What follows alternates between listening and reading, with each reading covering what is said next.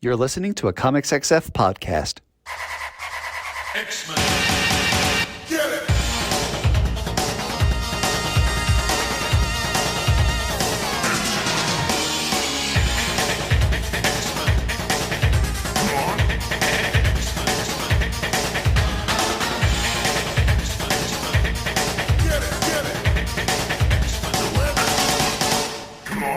Hey everyone, and welcome to another exciting episode of Battle of the Atom. This is your weekly X-Men podcast where we rank every story from A to Z. I'm Adam. And I'm Zach. Hey Adam. Hey. Were you a Wizard magazine boy? I loved Wizard magazine for the trading cards. Like if you were buying it during that time, they came with like little trading cards that had like holographic borders, or like the second series of them had prismatic things. And I recently was at a convention last year, and I bought a bunch of them for like $2, and they're really fun. They're mostly image characters, but Wizard magazine as a entity is pretty problematic in a lot of ways too. If you go back, But to everyone, dude, no one's listening to this being like, yes, Adam Reck, who was a child to teen at the time, fully endorses all the things that Wizard magazine was saying in the 90s. No one. That's Twitter brain. That's you being online at a certain time, which I also have been infected with. That is what that reaction was. That immediate, but I don't agree with everything that no one was saying that. And no one was thinking it except for the most insane people. Wizard had some fun gimmicks though. You know, they had Bart Sears drawing tutorials called Brutes and Babes, which I was a big fan of. They had the envelope art contests. So every month people would draw these like crazy things and send them in. The ever important price guide. The price guide, so you could go through and see exactly how much your Spider-Man #1 and you could always rely on that price guide to tell you first and O, baby, if it was the first appearance and the origin of a certain character, which is why we're here today. That's right. We are talking about X-Men issues that you had no idea where I was going with this, did you? No, but that was a good. I'm so glad it worked out. Good segue, because we are talking about X-Men issues in which a new character, a bold new vision, is introduced. Whether that character stuck around or not is a very different story. This episode of the podcast was requested by Patreon supporter Finn Haverkamp. If you want to be like Finn, you can go over to patreon.com/Battle of the Atom. Reach deep down into your hearts and pocketbooks and toss just a couple, 1, 2, maybe 5 coins into our coffers. Heck, 5, 10, 15, 20 if you're crazy. Any number of coins into our coffers, really. At the $5 a month level, though, we'll do a whole episode based around one of your thoughts, suggestions, ideas. You plant the seed, we'll water it, and it'll blossom into a beautiful podcast, which is what the world needs more of. What are podcasts if not the Wizard magazines of 2020? Let's hope they're a little less misogynist. No, but what? I mean, okay. Hope. Yes, we can hope. But I know that you and me have our podcast, which is hopefully Good Vibes Zone. Not saying we're perfect, but generally Good Vibes Zone. Mm-hmm, mm-hmm. Podcasts as a whole, not as a whole. Right? Yeah. I mean, listen, podcasts are hosted by the dumbest guys in the world who then are like, maybe this guy is ours, and it's some dementia-riddled 80-year-old fascist. That's what podcasts. Those are the podcasts are doing more harm than Wizard magazine ever did. That's definitely true. That is 100% true. Yeah. I mean, Wizard magazine never had the readership that a podcast has, right? Or the reach. Well, but do you know what did have reach? I'm guessing and readership. X-Men comics in the 90s. Yeah, X-Men comics in the 90s. And the thing about X-Men comics in the 90s is that at a certain point, they were like, but what if there were more? So every quarter, they put out a good one. Or not good's a strong word. They put out a big one, and it was called X-Men Unlimited. And it was generally a nice little one-shot. And this X-Men Unlimited that we're about to talk to introduces a one of the most important characters, I think, in the X-Men canon. A movie Really star. cements a movie star. A movie star. We have talked so much about this specific thing on this specific podcast so much. We've talked about Christopher Bradley. Yes. Bolt. Mhm. We know Bolt as played by Dominic Monaghan Yes. on X-Men Origins Wolverine. In what I'm going to be honest, was pretty annoying to me that like that's the guy from Lost that you're going to have in the movie for a few minutes. He's not in the movie for very long. How many Lost characters do you think also, or actors from Lost also starred in the X-Men film franchise? Oh, hold on. Now I'm thinking. I'm going through the main cast in my head. Is he the only one? No, he's not even the only one in that movie. Wait, who else is in that movie? I'm looking at the cast list right now. You're looking at the cast list. You're trying to think. And then you're going to be like, Kevin Durand, where do I know that name from? Now, here's the thing. Yeah, Kevin Durand was in Lost, wasn't he? Yeah, he played Kiermy. Yeah. Or Martin, whatever his name. Yeah. The guy that strapped a bomb to his chest. Yeah. And he's in the probably one of the best season finales of like. God, I forgot that's who that was. We have to go back, Kate. Yeah. We have to go back. Man. Wait, who other Lost people are in the X-Men franchise though? This one, I'm going to be honest. This one's a bit of a pull, but I think about it constantly. Kid Omega in X-Men The Last Stand. Yeah. Played by Ken Lung. Oh, right. Played Miles Strom on Lost. He was the medium. Wait, is that who he's supposed to be? Doesn't he have little he's... spikes coming out of his face? Yes. People are like, maybe he was supposed to be Quill from the new X-Men yearbook? And why? Okay, he's supposed to be Kid Omega? He is credited as Kid Omega. Omega. That's so weird. It's so weird. Huh. Okay. Well, I mean, I have nothing else. That's unimportant. Just, yeah, man, I think about the X-Men film franchise, and we have been hearing some buzz that people want us to talk about it. So, but we shouldn't be giving our hot takes away about these movies. Oh, bud, I'll repeat myself 100 times. I just think it's a beautiful tapestry that the sterilized world of superhero comic book movies today would never allow to happen. Because why would you waste Kid Omega on that? I say that, but then the Marvel Cinematic Universe wastes my boy Dennis Demolition Man Dunphy. So mad about that. Do you know how angry I was when I realized that stupid soldier from whatever Captain America movie was supposed to be D-Man? Yeah. But I felt the way that people felt during the Zack Snyder Superman, or when Jimmy Olsen gets killed. Yeah. That's how I felt. Yeah. And I know that Jimmy Olsen is more important. You were hurt. That hurt you personally. I got so mad. Man, that movie was not good. Did when you got mad, and you had this moment, did like giant beams of electricity shoot out from your body? No, I watched that movie on an airplane, so that would have been very dangerous. Fun fact. If you have a Marvel Cinematic Universe film that you want to catch up on, watch it on an airplane.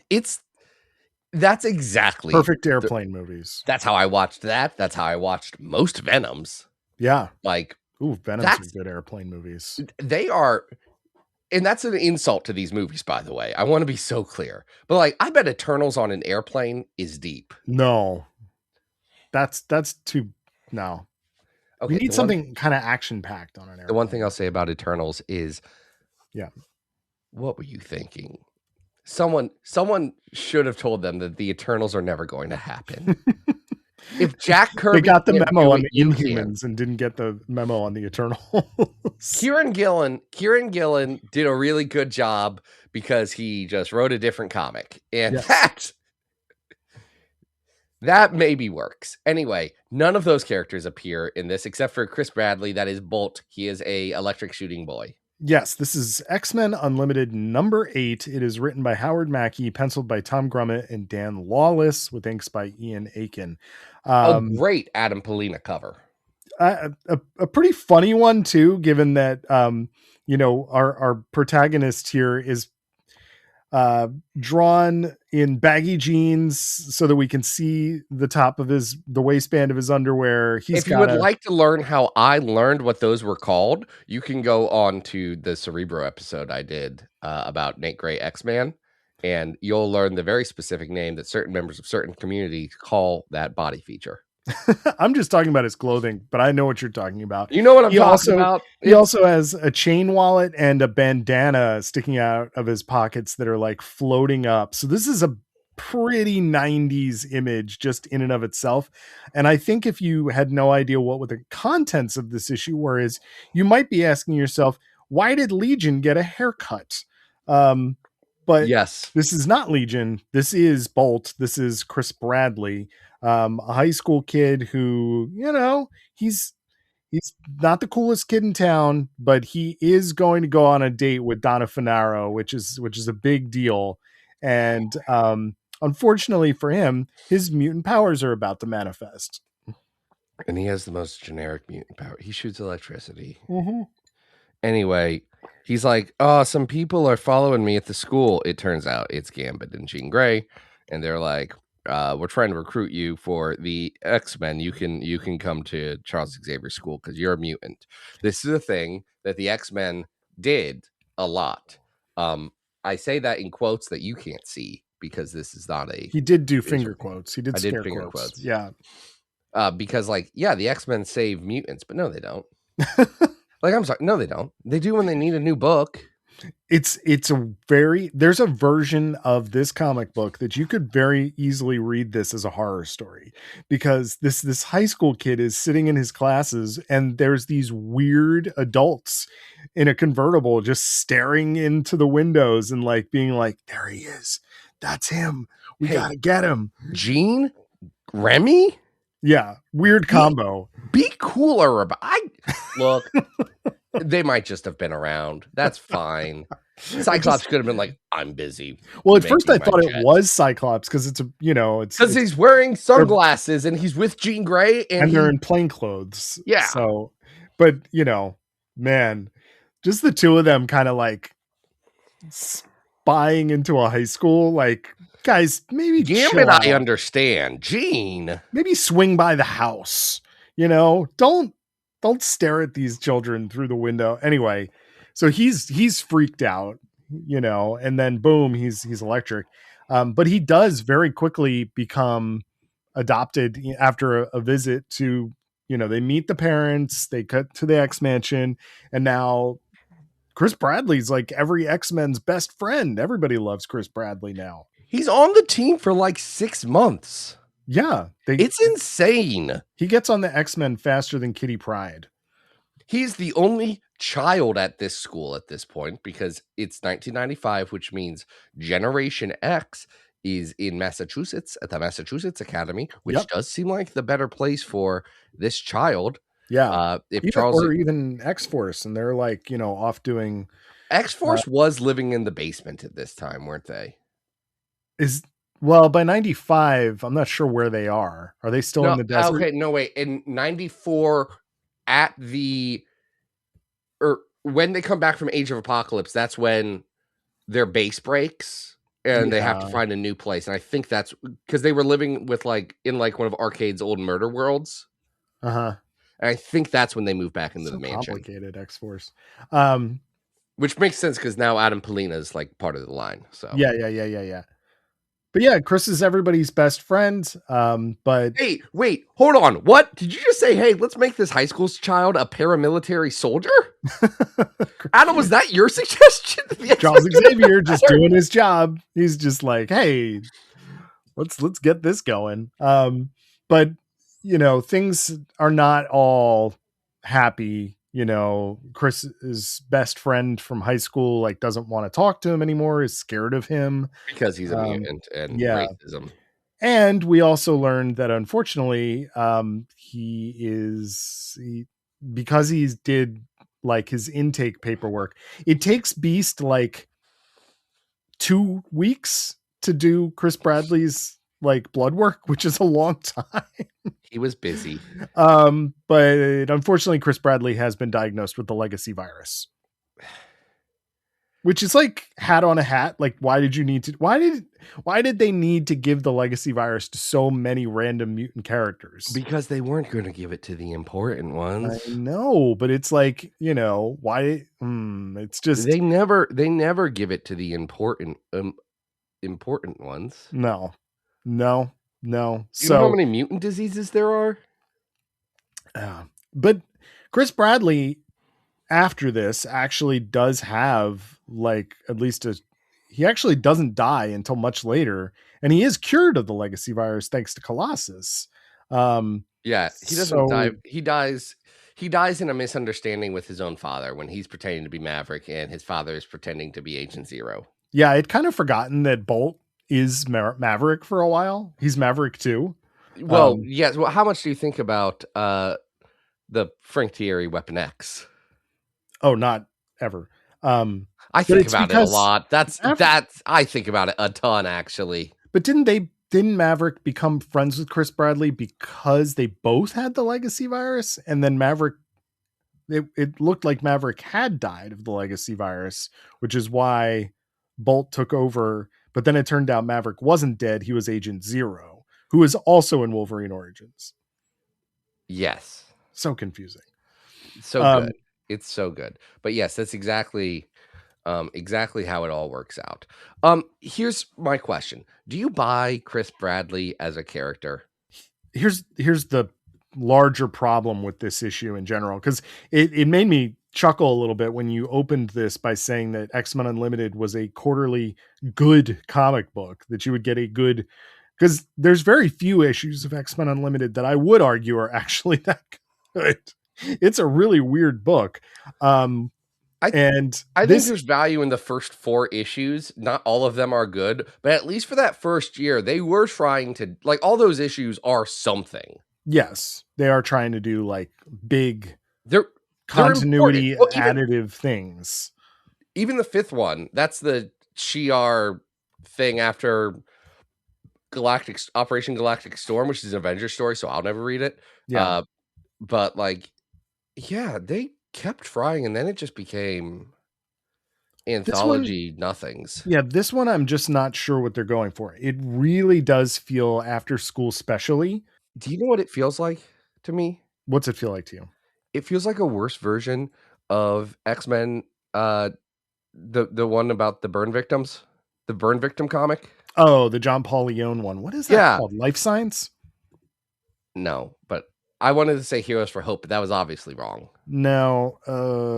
Anyway, we don't need to worry about what that one's called. I know exactly what this is a bad version about. Of that, though. Like, this is because this is Chris Bradley is a wish fulfillment character. He is, I'm the teenage, not uncool, but not really cool, just kind of middling. I feel like a misfit, even though I'm just normal kind of kid. And I'm a boy and I like a girl. And the X-Men think I'm special and will whisk me away to the special place and I'll become all of their best friends. Brother, those are the kind of things I thought about when I was 8 years old. I get it. But like, this is a weird comic for that. Yeah, I do think that is essentially what this is being written for, is like, hey, you're a kid, you're reading the X-Men, you maybe want to be an X-Men. I guess my question is the moral of the story is you don't want to actually be an X-Man, because even though it might be fun, you might get AIDS and die. No, because he gets the girl at the end. He does still get the girl at the end. She does not care that he's a mutant, which is great. He does lose his best friend. But he is not seemed like he was an incel who was keeping him from his true potential. So he doesn't get to stay on the X-Men though. Yeah, because he's like, well, I've got the legacy virus. I don't need to do this anymore. It's such a bizarre ending. Like he's an X-Men, and then it's like, yeah, I'm just gonna go home because I know I'm not gonna appear in any of the monthly books. Right. No one's gonna care about me as a character, so I guess I'll just go back and live with my parents. And it's like, well, what was all of that for? I don't know. It's very odd. I don't understand this story. Continuity wise, it's insane because like why did the X-Men in 1995 have this child hanging out with them for several months Yeah. Yeah. and never get talked about anywhere? Like it's that part of my brain just needs to shut off, but it will never and can never, and that's fine. And then like as a story, it's like it is so most back to basics X-Men story that you could do. Like this is the most generic default X-Men story ever. It is the exact same player insert plot as as X-Men Legends with Magma. Oh yeah, for It's sure. that. Yep. It's doing that thing. Oh, you're special and you can go to the school and you are going to be Bobby Jake's best friend Mhm. because he's the young cool one. Yeah. I don't love this. I would love I don't like it. Yeah, I would love to see where we put it on our big old list, Zach. Well, that's the beauty of this podcast, Adam, that we have been ranking every X-Men story ever from best to worst. The best X-Men story of all time is, of course, the House of X, The Powers of 10. The 275th best is Magic Volume 2. The 550th best is X-Force versus Cable, or Cable versus X-Force from X-Force 49 to 50. Then it's Champions Volume 3, Number 5. It's a War of the Realms tie-in. Cyclops and Ms. Marvel become friends. Oh. Or reaffirm their friendship. Yeah, that's fun. That's fun. Number 1100 is X-Force Killshot Anniversary Special, a comic I was thinking about the other day. I don't know why, but I was thinking about it. And 29 and 9 Wonder Tomorrow is the worst X-Men comic ever. Sure is. We do have some X-Men Unlimited on the list. We have a lot of Unlimited on the list, I think. The one that it's kind of funny.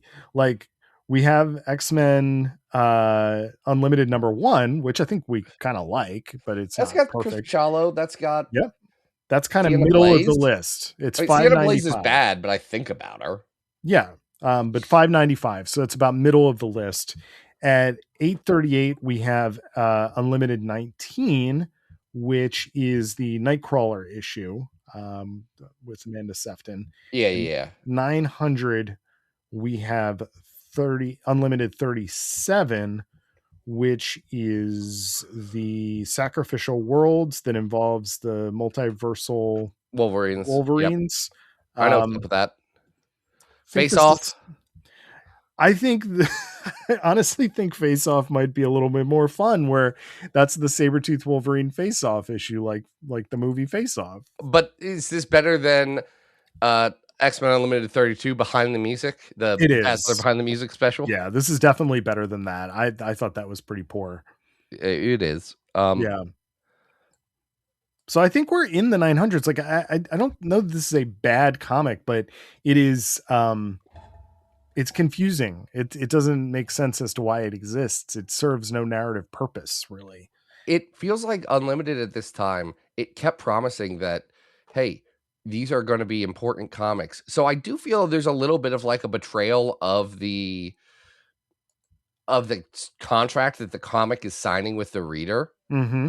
Because like even up until issue 8, that was that one about Storm and her like Ahmed El-Gabar, the guy who trained her to be a thief and all this. So like that's a backstory one. So it feels like, oh, and a new character gets introduced. That's gonna be good. Yeah. And then the issue after is, and we're doing Blood Scream now. We're doing a Blood Scream story. So they've just given up on any of this mattering. This better or worse than Iron Man Annual number 8? An oddly similar story. Yes. For folks who don't remember, that is the first appearance and last appearance of Willie Evans Jr. He has the little talking frog, yeah. The grunt. I kind of like that better. I do too. I will think about that so much more. This is better than Marvel Digital Holiday Special number 1, If Fates Allow. Probably better than the Astonishing Tales Wolverine Punisher. Okay, so this is our new 957 X-Men Unlimited number 9. Did I get that right? Yeah, it's Bolt. Or 8, excuse me. I guess you were alive at the time. I shouldn't assume. Did people think Bolt was ever going to be anything? I mean, I never did, but I don't know what other people were thinking. We're talking on the playground about Bolt. Nobody was talking about Bolt. Well, were you talking in the I don't know, in the college art scene about X-Men Unlimited 27 by Joe Pruitt and Chris Claremont with pencils by Brett Booth and Ron Lim? Sure wasn't, but this is actually, this is not the first appearance of either of these characters. No, it's the first appearance. It is the origin of Neil Shara Thunderbird. Yes, And it is first appearance and for Karima Shandapar, Omega Sentinel. the Omega Sentinel. This is how she becomes Omega Sentinelized. So here's what I find interesting about this. This whole episode was themed around obscure X-Men first appearances, like characters that we thought were going to be, or were kind of positioned to be a bigger deal and then super aren't. Mhm. And Thunderbird is positioned to be kind of a big deal and then nothing. Yeah. Though people forget Thunderbird's in a lot of comics, actually.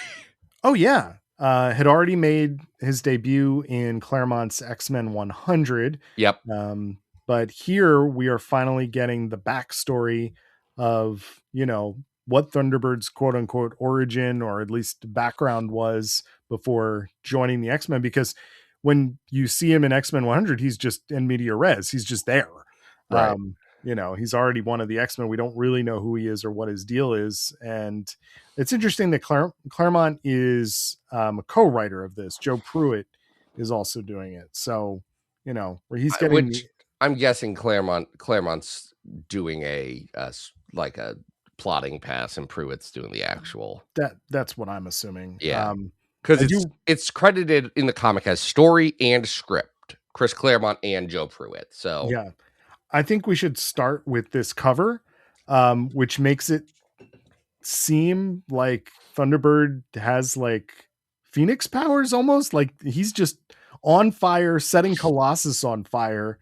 And then it says at least a third of the cover is like big bold text that says the origin of Thunderbird ! And a special bonus feature, never before seen art from the X-Men archives. So even on the cover, they're like, we know we can't get you super excited about this character, so we're promising you like rejected artwork from editorial that you haven't seen before. And I do think that's funny. We're going to talk about that artwork in a second, because before the end of this, because there's a fun, interesting thing in there. There is.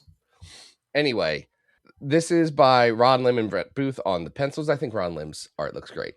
Ron Lim's art looks great. Brett Booth's looks like dirt. It is same lanky. Everybody looks like, like they went through the taffy squeezer. Now I'm going to say this. Yeah. Because it's going to come up later in the episode. Potentially in 2021, I made some very large moral statements that, while I don't disagree with, I probably would have handled in a different direction, specifically regarding Brett Booth, who I don't like and don't think is a good person. I want to be so clear about that, but also at the same time, and we'll talk about it later, I was on a high horse about a lot of things, and maybe I was having a feeling of superiority and a little bit of a power trip. That said, his art is bad, and it always has been. So, I don't know why anyone is trying to argue otherwise. He's the one? It's really strange. I mean, Brett Booth, we've talked about him on the show before, but he's an artist that was handpicked by Jim Lee to join Homage Studios, did some Wildstorm stuff. And the work that's here is just goofy. Colossus is drawn as if he's this tall, lanky metal fellow. And it's like, what is this character? Who is this? It's such a weird style. Yeah. Because he is pulling back on the cross-hatching that I most associate him with. Mm-hmm. And it's just not working. Yeah. It's just not working. The anatomy is just not there. And we've talked about this in other episodes, so I don't want to dwell on it, but I don't want to, but he did absolutely draw the worst X-Men comic that Jonathan Hickman ever did. Yes. A comic that I boycotted, and I was actually okay with us not covering on the site because, geez, reading that thing, I think all of us were like, what happened? Yeah. I honestly can't make this thing out. Yeah. That comic is not on trial today, but it will be at some point in the future, and I will lay into it like none other. So we find out that Neil Shara had a brother the brother has gone missing, and Neil Shara has taken it upon himself. Wait, to... one more Brett Booth thing, because I just Oh. as flipping through. Mhm. Brett Booth's Wolfsbane. Oh boy, that's bad. It is. Here's the thing.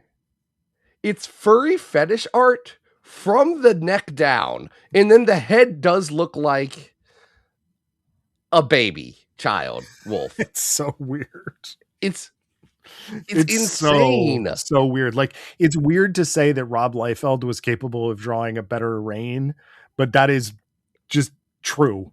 It's crazy. It just looks so bad, like the cartoony influences are doing him no sort of like just not doing him any favors here. No.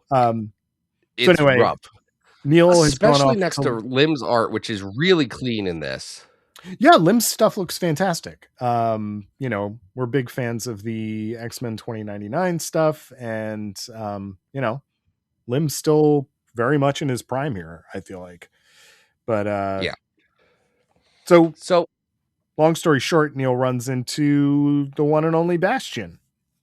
Yeah, Neil's in Calcutta looking for his brother. He's a hothead.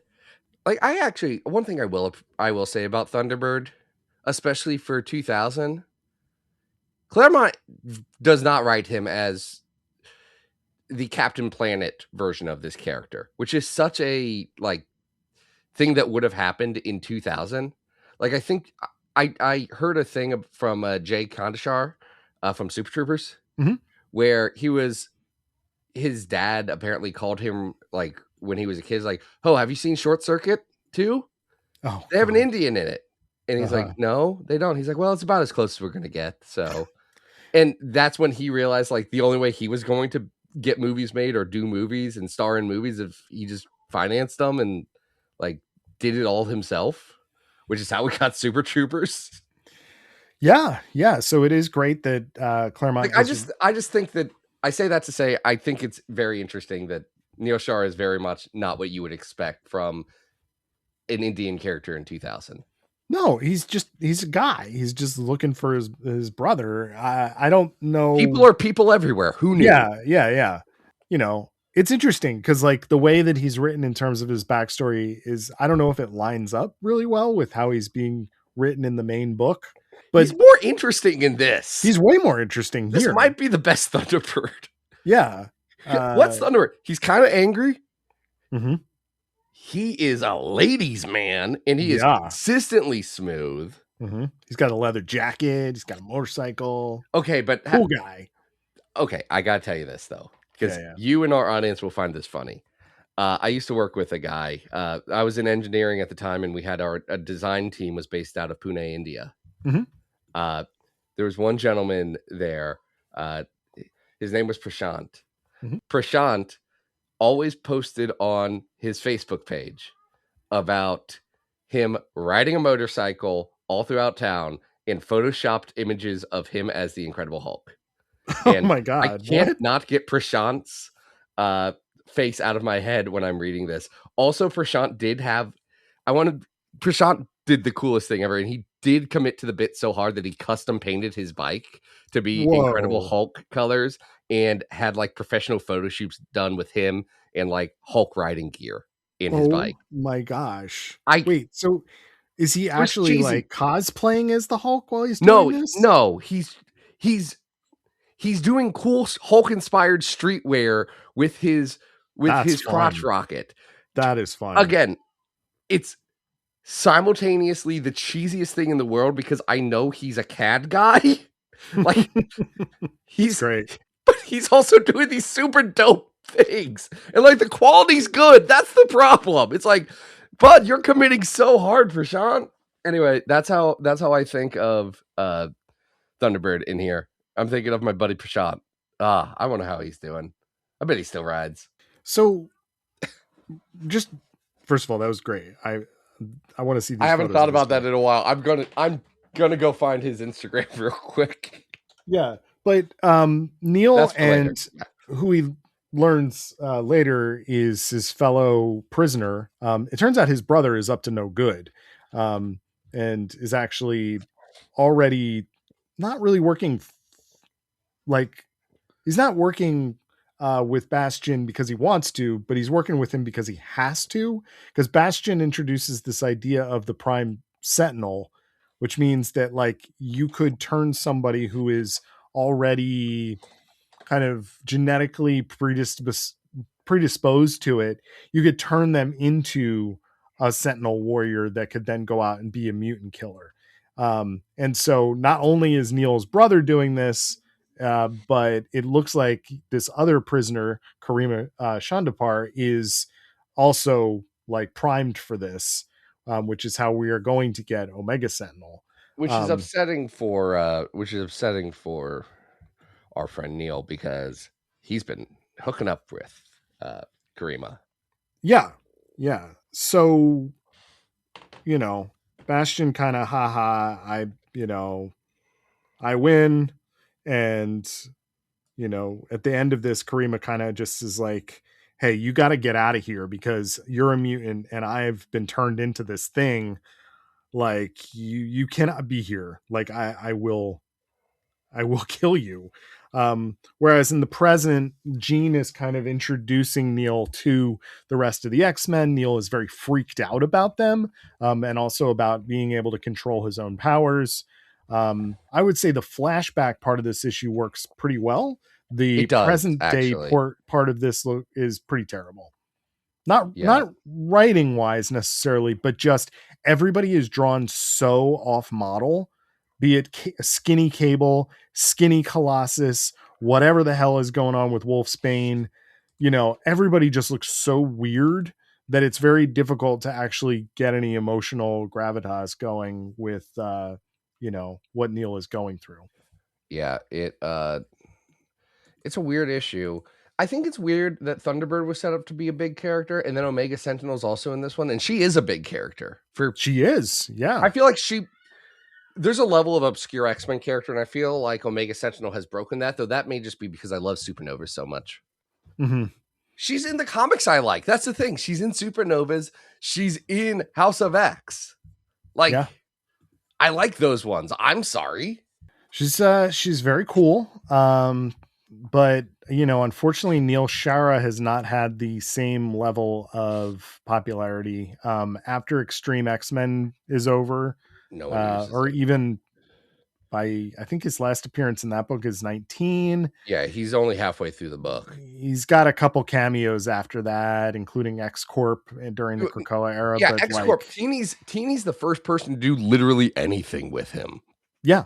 And that was the last time. So it's going to be a while, I think, before we see that character again. I don't think I think he's a character who has enough to him that it would be interesting, especially because he does have relationships with the X-Men. Like, he's not just some random mutant. He has defined relationships with many of them. Yeah. Now, you wanted to talk about before we rank it, the artwork that is featured at the end of this. Was there specific ones that you thought were interesting? So they have a couple of, well, frankly, nothing bad pieces like, hey, we should redo this first page of X-Men 100, which is true. And looking at this, yeah, I would also tell them to do that. There's a thing from Mutant X. I do think there is that weird Age of Apocalypse page. I don't know what it is, but it is a better Brett Booth page. Oh, it looks terrible. Again, I said it was better. Everybody's skinny. So this is an unused page from X-Men Unlimited number 26. And Apocalypse is the skinniest he has ever been or ever will be. He looks terrible. Now, I will say that what is interesting is Mike S. Miller does a thing of Blink, Morph, and Nick Gray X-Man on a team as like a team picture. Mm-hmm. And Marvel says, now you're wondering why we never did this, right? Well, maybe we still will. You never know. You can always write in if you think we should. And then multiple people wrote in between this and Mike S. Miller doing something similar for Millennial Visions. Yeah. In refining it. And that's how we got Exiles. I just think that's a weird thing. Yeah. it's a cool little piece of artwork. There's also some Lineal U sketches from Bishop the Last X-Men. These are design sketches, and I think it's always fun to see this kind of like sketchbook stuff from artists. So if nothing else, the back matter of this is kind of interesting, but the story itself, it's kind of a dud. But I do think it's probably better than Bolt. If Oh, it's better than the Bolt one. It's better if only for the flashback part. I wouldn't put it Yeah. much higher, but I would still put it higher than issue 8. Is this is better than X-Men Morlock Madness? Yes, I would agree. What about the Peter Corbeau Hulk comic? The one where Peter Corbeau needs to Yeah, that's his first appearance, right? Sun from blowing up? No, this is worse than that. Sorry. I had to think about all the times that Chris Claremont was like, they need to use the sun. All right, so you're saying this should be our new 949? I do think it should be our new. All right, great. 949. At 949, we have X-Men Unlimited number 30. Is it 37? Why do I keep 27? 27. Thank you. It's because I'm scrolling while I should be looking at it. Anyway, You need to focus. I don't have multiple screens going on, and neither should you, Adam. I definitely don't have you right over here, and then a Google search, and then the list, and then my tablet with the comics. I've only got a couple tabs, and I got my tablet here to look at the books. But our last story here is a more recent one. This is from 2021. We're talking about the Marvel's Voices Pride number 1. Specifically, we wanted to talk about the first appearance of a character that I find very interesting, Steve Orlando's Somnus. Well, Steve Orlando and Luciano Vecchio. Luciano Vecchio. Thank you. Now, I'll say this. I want to start this with Somnus talk. Yes.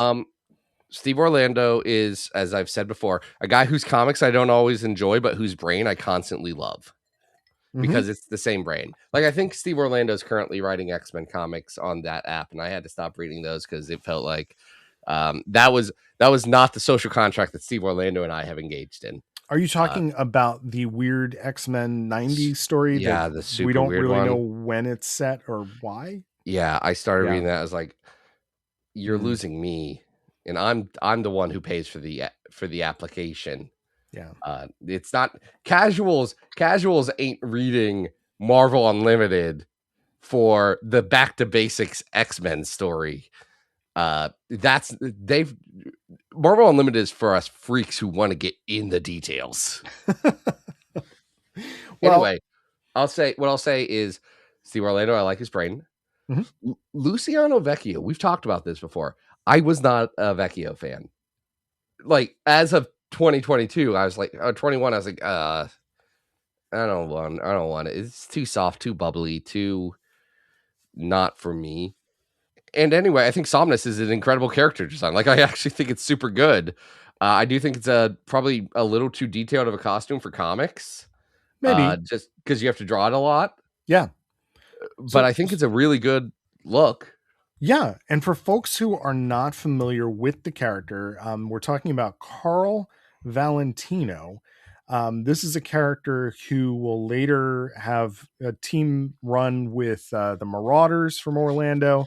And then I believe most recently appeared in the Avengers Academy online in Marvel Unlimited. Oh, okay. I think Olivetti picked the character up for a little bit. If I'm wrong about that, I apologize. But I mean, we have the entirety of the internet to tell us. Yeah. So. But and we are leaving out that Claudia Aguirre also is listed as a co-creator of this character. But Somnus is really interesting in that he's introduced as a one-night stand of Dakin's from many, many years, a lifetime ago, essentially. And the reason I like Somnus is because I think he has an extremely interesting power set. He can have collective dream states with other people. So he can put other people into dream states. He can be in a shared dream state with them.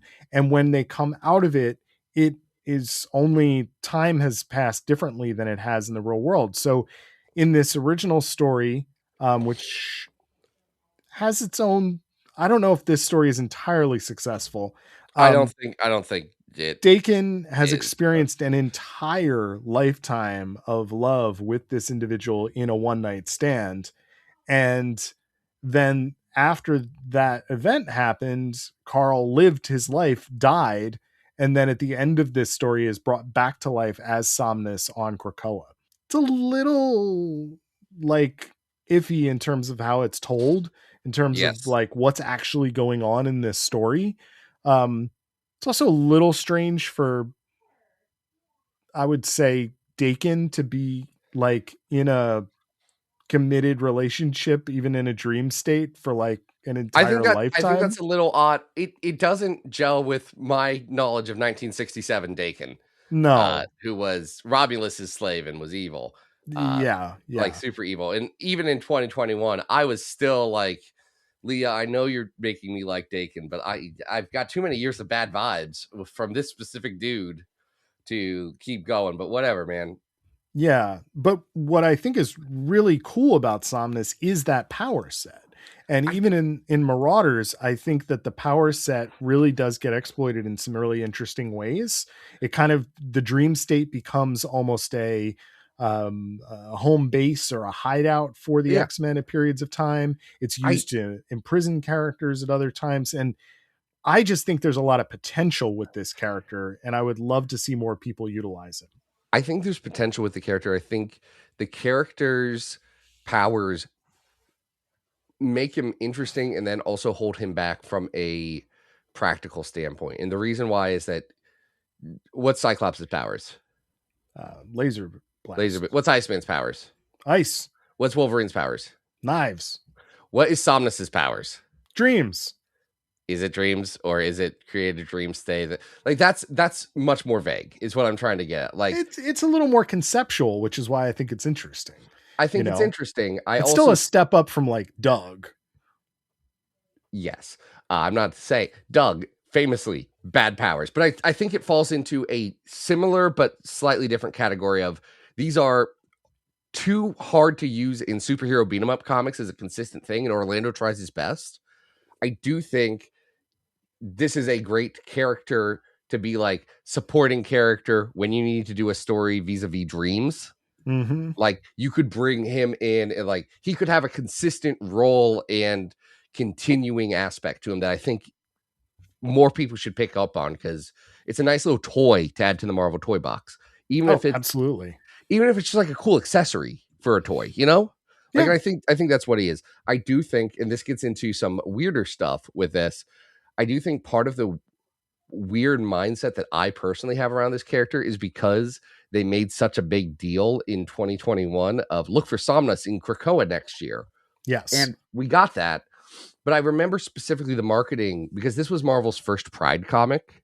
Mm-hmm. This was the first time Marvel was like, we're going to celebrate queer creators and queer characters.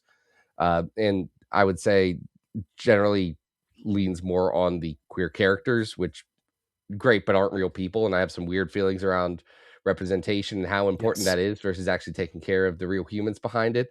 But there was a lot behind this in the marketing on this, and it made Somnus seem like he was going to be a much bigger deal than he ends up being. And that is odd to me. Yeah. Yeah. I mean, obviously Vecchio was a rising star, and it turned out, that even though we're doing variant covers with this character and all that stuff, it's like, well, he was a member of a poorly read volume of Marauders, unfortunately. I want to reread that. I want to, even though there's some really interesting stuff happening in there. It's a Steve Orlando book. It's going to have some interesting stuff going on in there, and you're going to have to flip that ding dang coin to see how comprehensible it is. But I get it. Spiritually, I understand Steve Orlando so well. Yeah. I want to speak to what you were just saying about, this being Marvel's first Pride special, in that I think what's really interesting about this is only 5 years old at this point. It's a really interesting look at like where they were at that point versus like right now, because at least at that point they were at least trying to do kind of a victory lap and say, hey, look at all of these characters who are in our rosters. And yeah, we have some creators who identify in these different ways. And I think it's an interesting attempt. I will say what I find fascinating about this is that it really doesn't seem like it's necessarily for the LGBTQ audience. It seems like it's a little bit more for straight readers, because there's so many of these little stories and vignettes that are more like, hey, here's something you should know about gay people. Hey, here's something you should know about trans people. And the straight Marvel character is like, oh, I didn't know that. Thank you for, widening my perspective.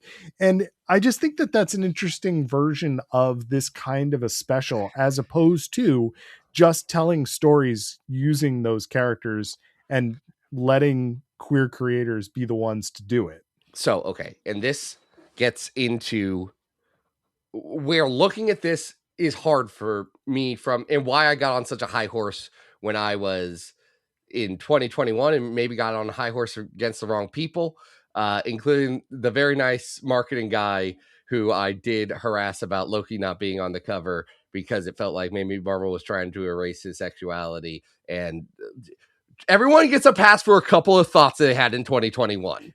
But that was a controversy at the time, because there was a Luciano Vecchio cover for this book, and it's in the table of content. Yeah. It's inside the book somewhere. It is an homage to the old Marvel 20th anniversary frame cover, and it includes who's supposed to be a comprehensive look of who the queer characters are in the Marvel universe at that moment. And it did appear that there were two versions of this cover, one that included Loki and one that it did seem like he was edited out. And it was at the same time when I believe Loki season 1 was about to come out, correct? So there were conspiracy theories about this cover and about what they were doing with that character that kind of tainted a lot of the conversations around what this book was. And to be 100% clear, I truly do believe that was like, oh, Luciano, you shouldn't have posted that original one. Oops, we were going to do something with marketing on this to celebrate Loki, like specifically.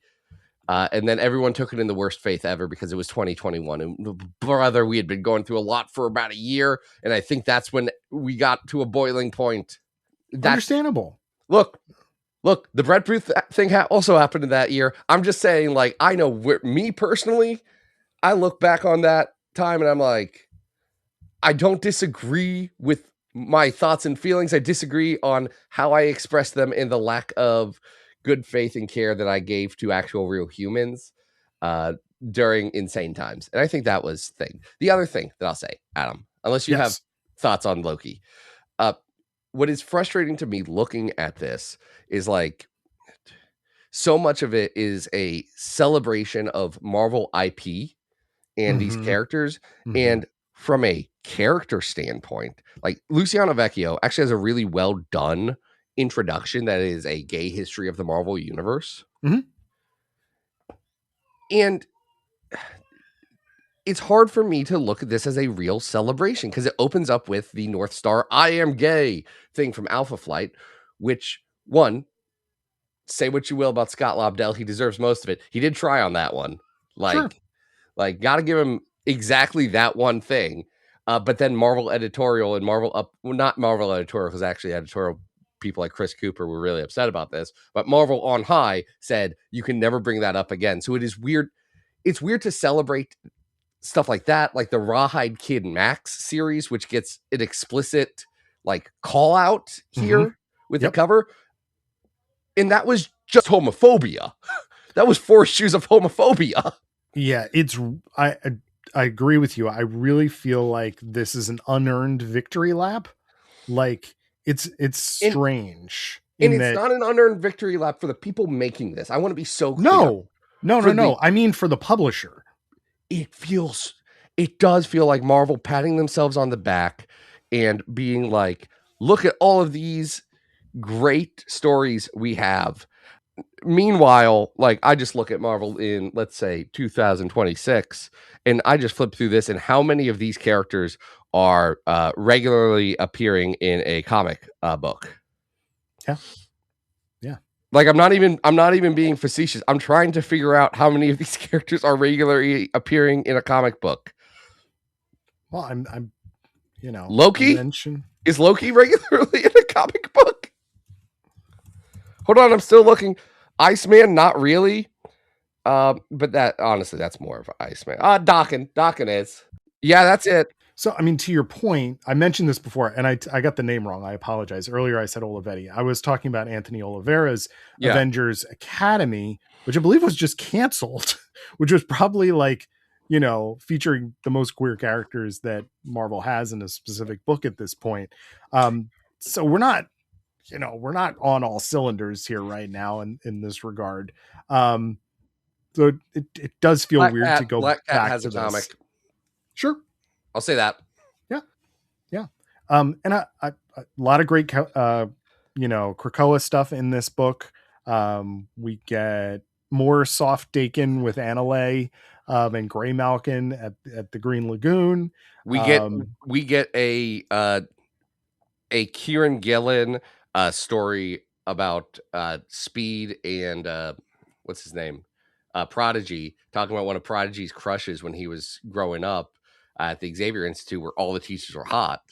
That's a good one. I really like that story. Well, I like it. I like it because it's funny. It's poignant. It is relatable, even if those aren't your experiences. Yeah. And also Rye Hickman draws the heck out of it. And I love Rye's work. Yeah. I think that's a great successful story here in which you have a character that's kind of explaining how they, questioned their own sexuality and arrived at being bi. That one to me works. There's other ones I think here that one's kind of the best. Yeah, there's other ones here that I don't know are really saying much. And then the idea of adding the Alpha Flight 106 at the end seems really just unnecessary. And adding Alpha Flight 106 at the end of this is so funny. Yeah. Because again, that's the stuff that feels like it's a bit of a victory lap. In a victory lap that does not need to be there. In a victory lap that it's like, this isn't the one that you think, guys, that you stopped this. Yeah. You didn't let this happen. You had the chance. So don't make me. This is the issue with corporations who are so fickle and will jump behind whatever horse they think can make them the most money at any given time. Mm-hmm. Not to say individuals in those corporations are not trying their best, but like I don't trust businesses. And it's for reasons like this. Like this is a book at the end of the day that I cannot tell, and I'm not sure if there's an appreciable difference between being a corporation celebrating queer people and a corporation patting itself on the back for whatever tiny amount of effort they put forward. And I think it is that in equal parts, depending on who at the company was making the decisions. And by decisions, I mean like why the leadership might have said yes versus individual editors, artists, and writers who are putting their heart and soul into it. So it's a weird thing to criticize, but like I've got to focus on the story content inside this and not how I feel about this as a piece of capitalism, because I think all X-Men comics are trash then because they're all capitalism and, power to the people. Yeah. There's also a karma story in here that happens at the Hellfire Gala about her getting the confidence enough to dance with someone. And yeah, it's Vita. Yeah. I think Teenie Howard has a really good one in here about Mystique and Destiny being I like that one. That's fun. Being 1800s lesbians. That's fun. That is good. They throw Moriarty off a train. It's pretty great. It's that thing, where Mystique was Sherlock Holmes. It's pretty great. Okay, I do say the one that I can't get my mind around. This is the one that felt the most like after school special to me. It is called Early Thaw. It is by Anthony Oliveira and Javier Garron. And it is about 60s Iceman Okay. Yeah. feeling bad about his sexuality and all of his other shame, and then Magneto being a good mentor to him and being a good friend. But it's like, brother, that's 60s fascist evil Magneto. That's Dr. Doom Jr. I genuinely didn't care. I loved that only because it's so freaking cute. I love that Magneto that has a really great punchline at the end where Iceman is just this like goofy little kid and he's like, "Can I wear your helmet?"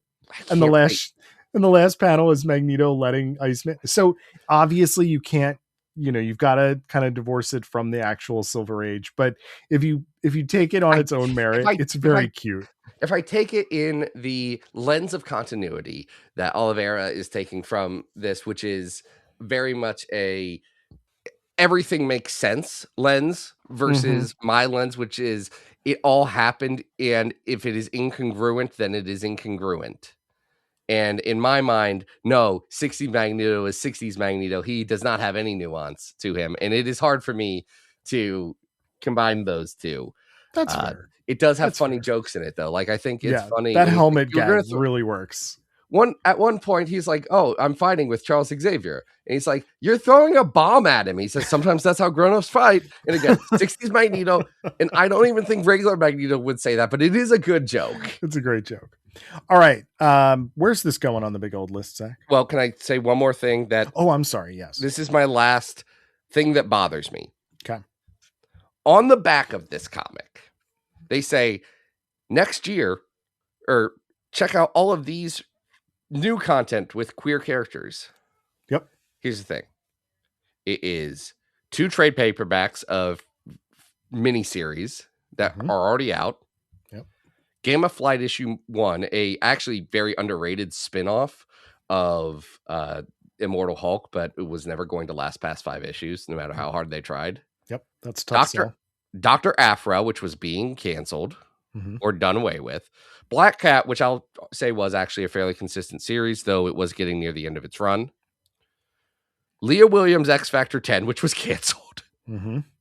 Runaways 37, I do believe a book that was nearly the last issue of that book. Yep. And then X-Men #1 from Jerry Duggan, featuring an entirely straight cast, if you believe Tom Brevoort. Oh, we forgot to mention the 2-page parade that's happening in here that does also have Jean, Scott, and Wolverine in the background as a throuple, which they're just really good allies. Sure. They're just really good allies. All 3 of them proud members of the GSA, the Gay Straight Alliance, as allies. Sure. They're just allies, Adam. And I don't know why these straight people, why would you think? They're just roommates. Yeah. Adam. Yeah. They are roommates. There's nothing wrong with that. I will say, I think this is a lot better than both of those X-Men Unlimited stories. Oh yeah. There's a lot of good stuff here. Pound for pound, we're making fun of some things. I think every creator in this rules and is having fun with what they're doing. And I'm glad that the corporation made a space for that. Man, I just have a lot of feelings about capitalism. Yeah, I think that's fair. I'm just working my way up and looking at some different anthology things. I think, for instance, this is better than at 783, the Marvel Holiday Special from 1996, which has the Kitty Pryde and X-Men stories in them. Well, hold on. I'm going to say something. Yeah. Yeah. X-Men Gold from 2013 by Chris Claremont and various others. Just the one shot. Is that better than this? Where's that at? That's a 531. That has some fun stuff in it. Doesn't it? Claremont story's trash garbage bad. Okay. I don't know. There was some fun stuff in there. I remember liking that though. It's got something with I think you're looking too low. I think I was just working my way up. No, man. I know you're working your way We were up. I really just low heard earlier this 700. episode. We were, but like, is this better than Like, is this better than Skinny of Souls at 577? Yeah. Okay. Yeah. Okay. I kind of think, yeah. All right, great. Well, New okay. X-Men Hellions is at 544. This is not as good as that. All right, so we're in the 500s. We're in the 500s. Okay. This is probably better than what happened to Cassidy Keep at 551. Yeah, I think so. I would put it below Generation Hope's Schism issues. Yep. At 549, but maybe above X-Force versus Cable. All right, great. So this is our new 550. This is the 2021 Marvel Voices Pride. So this is volume 1, number 1. Are they still doing those? I don't believe we're still getting Marvel Voices anymore. Just clicking through to see when the last one was. They did a Pride thing in They've done some X-Men specials in 2023. Let's see. They did Avengers. They did Legends. Obviously, the X-Men Blue Wedding was considered I guess that was considered that was the 2020 special. That was 2024. There was a Robbie Reyes special that I guess was considered a Voices special. Corey Negasonic Teenage Warhead. Like, it really gets away from the original premise. Yeah, it's kind of Life, Kid Juggernaut. I think some of those just ended up being reprints. Listen, there was a 2025 Marvel United Pride special. It came out last June. Okay. So good. I didn't they're read still it. happening. Was it still good? Happening. Honestly don't remember. There was some Al Ewing stuff in there. There was got only Captain America of the Railroads. Yeah. It. And I like him. Actually. Hey, you know why that one is really, really significant for Zoe was in it. Us? Zoe was in it. Yes, Zoe. That's right. Who was having a banner 2026. Holy crap! Congratulations, Zoe. Zoe Tennell, friend of the show. Yeah. Is doing real comic book writer stuff, and that's cool. Yeah. Every time I see their success, it makes me happy to know that like people are doing well in the world. Yes. Very excited to see what Zoe is doing. And it for Voices, it does look like the upcoming Gene Yang Jubilee mini is being marketed as a Voices thing as well. Wait, so Gene Luen Yang's doing Jubilee? It's a flashback. Don't get too excited. I don't care about actually, it's not. It's not. It is. Yes, this is coming out in April, and it involves Jubilee tracking down a cousin she never knew. Okay, so I'm Gene Luen Yang. I'm trusting you because that doesn't sound like a comic I want to read. Because Robert Kirkman did that to me once, and I didn't like it.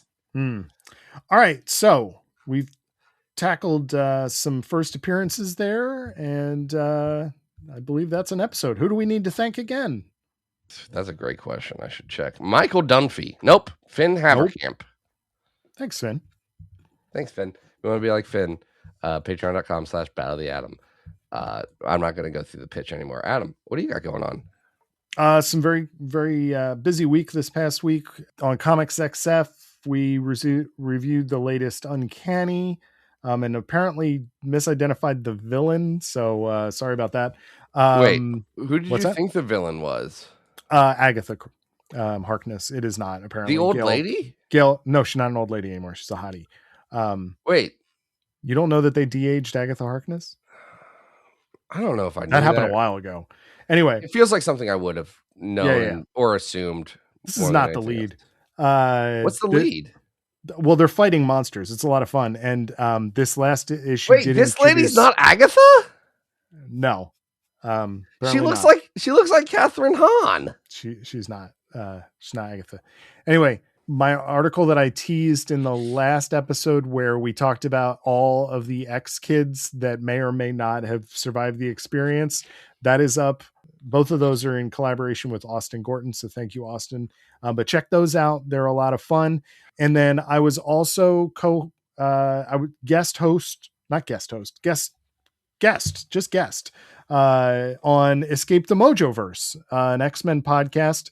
And they were nice enough to have me on. We talked about all things Fallen Angels Volume 2, which was actually kind of fun to go back and look at and have a conversation about those early days of Krakoa. So if you've never listened to Escape the Mojoverse, they're on all the pod streamers. Check them out. It's a fun show. And that's all I've got. Zach, what are we doing next week? Next week, we talking about Gambit. Gambit? The Gambit? Ultimate Gambit. Ultimate Gambit. Ultimate Gambit. Ultimate Gambit gonna be here. We all talk about him. I'm gonna give me some gumbo. People give Channing Tatum a hard time. That's exactly how Gambit should talk. Just because he doesn't talk like whatever the most insane accent you've ever heard is in the cartoon, because that's just a demon accent. Wait till December. We'll get to hear it again. That's an accent we talk about. Is that wait? What do you mean? He's in Doomsday. Oh, Gambit gonna die. Gambit gonna get head blown up. Yes. Till then, folk, this be Battle Out and hope you 5 experience.